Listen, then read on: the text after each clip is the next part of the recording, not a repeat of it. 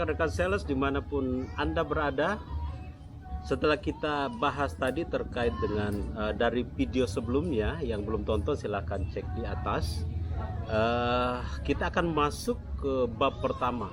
Bab pertama ini dari 7 bab yang saya buat, 8 bab ya.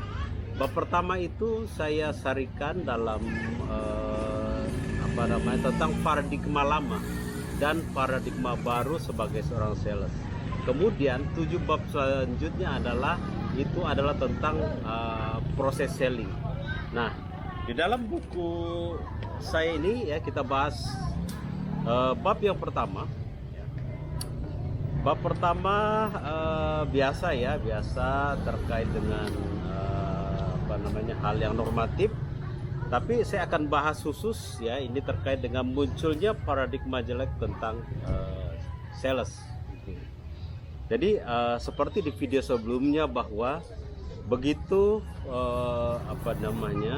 profesi sales ini bukanlah menjadi sebuah profesi pilihan dibanding dengan profesi-profesi lain. Ya, jadi ketika misalnya seorang yang berproses sebagai sales itu ditanya tentang apa profesi dia, mungkin orang ini tidak akan menjawab dengan tegas bahwa dia adalah seorang sales. Mungkin dia menggunakan bahasa-bahasa lain seperti misalnya konsultan, kemudian financial planner, wiraniaga, konsultan dan lainnya. Tapi begitu banyak orang, begitu dominan orang tidak mau menjawab secara langsung tentang profesinya. Ya, kenapa demikian? Karena yang seperti kita bahas sebelumnya, sales itu merupakan profesi yang rendahan ya. Kemudian sales itu dianggap sebagai penipu, kemudian pembual, kemudian juga pembohong dan berbagai predikat-predikat lainnya. Nah, jadi di dalam bab pertama ini saya bahas terkait dengan hal itu. Kenapa muncul paradigma itu? Karena pertama, sales itu tidak memiliki ilmu yang cukup, ya, atau lack of knowledge. Ya, jadi ilmu yang mereka tahu selama ini adalah hanya ilmu turunan dari seniornya. Jarang sales yang mencari ilmu sendiri dari buku, dari seminar, itu jarang sekali mereka baca atau mereka belajar sendiri. Ya. Kedua, di sini adalah karena sales tidak bangga ya, tidak pernah bangga menjadi profesi sales. Jadi sales itu adalah profesi antara, profesi daripada tidak kerja ya udah mendingan jadi sales dulu. Ya, jadi ketika ada pekerjaan lainnya, maka dia akan pindah perusahaan. Kemudian yang ketiga adalah secara status sosial sales itu di tengah masyarakat, saya kira itu adalah pekerjaan rendahan dan hanya dimiliki oleh orang-orang yang pendidikannya rendahan pula.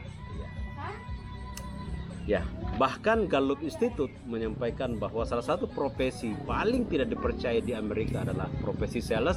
Ini sederajat dengan para politikus. Ya, kemudian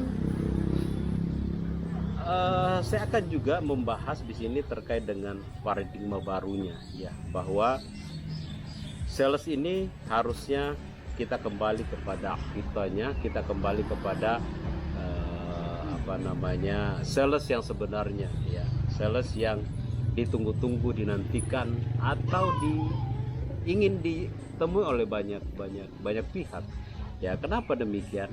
Karena sesungguhnya sales ini adalah kita ini adalah perantara ya dari produsen kepada konsumen. Jadi produk tidak akan laris dari pabrik ketika tidak ada perantara. Perantara ini adalah apapun, mau sales, mau distributor, mau reseller, itu adalah dianggap perantara dan itu adalah sales. Nah, ini peran kita sangat dominan di sana. Nah, ini gimana supaya profesi dominan ini ya kita menggait kembali trust dari masyarakat bahwa profesi kita sebagai penjual adalah profesi yang mulia, yang sesungguhnya ya sederajat dengan profesi lainnya. Bahkan sebagai sales mungkin satu-satunya profesi yang tidak ada tidak memiliki batas atas pendapatannya. Ya, berapapun yang kita inginkan itu bisa kita capai, bahkan bisa melampaui dari seorang direktur, bisa melampaui dari atasan kita, dan itu saya kira sudah banyak terjadi. Tapi ketika kita tadi melakukan penjualan dengan cara berbohong, maka apa yang kita hasilkan itu tidak berkah buat keluarga kita, buat kehidupan kita selanjutnya, dan kita tidak akan bertahan lama sebagai seorang sales ketika kita terus melakukan hal yang sama. Kita terus mencari prospek baru, pelanggan baru, dan karena kenapa pelanggan yang telah kita jualin sebelumnya, ya telah membeli produk kita, itu tidak lagi percaya kepada kita, sehingga berikutnya ya mungkin penjualan kita pertamanya akan eksponensial, kemudian dia akan turun secara drastis. Kemudian setelah itu kita kuatkan kembali tentang apa sih sesungguhnya tujuan tertinggi kita dalam menjual, ya. Dalam penjualan tugas kita adalah helping others, ya, membantu orang lain, ya, mencapai tujuan perusahaan mereka, mencapai kehidupan mereka yang lebih baik.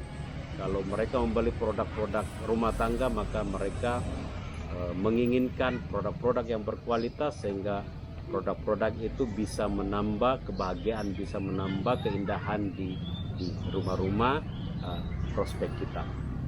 Itu saya bahas di bab pertama. Nah, untuk bab selanjutnya kita akan bahas di video-video selanjutnya. Demikian dari saya, terima kasih, salam action. Stop recording. Stop recording. Stop recording. Stop recording. Stop record. Stop record. Stop record.